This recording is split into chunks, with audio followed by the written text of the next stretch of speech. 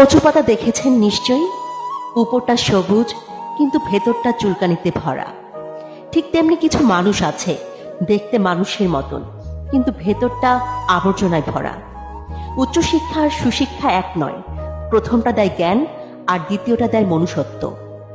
অশিক্ষিতরা আছে 5 তলায় আর শিক্ষিতরা আছে গাছতলায়, এটাই স্বাভাবিক, কারণ এখন জুতো বিক্রি হয় কাঁচের ঘরে আর বই বিক্রি হয় রাস্তায়।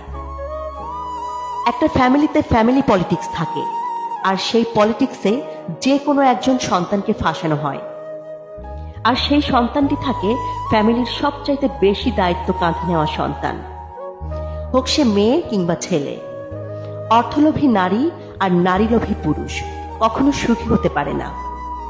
টাকা থাকলে ভুলও ক্ষমা হয়, আর না থাকলে নীরবতাও অপরাধ।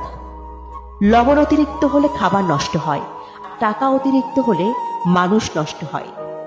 কিছু মানুষ কখনোই ভেবে দেখে না তাদের আচরণে অপর মানুষটা কতটা কষ্ট পেয়েছে। পৃথিবীর যতগুলো আঘাত আছে তার মধ্যে সবচেয়ে ভয়ঙ্কর আঘাত হলো কথার আঘাত।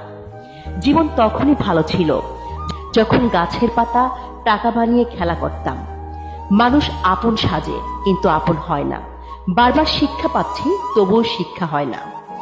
মানুষ যেদিন সত্যিকারের মানুষ হবে সেদিন অন্যের ভুল ধরার আগে নিজের ভুল ধরতে শিখবে।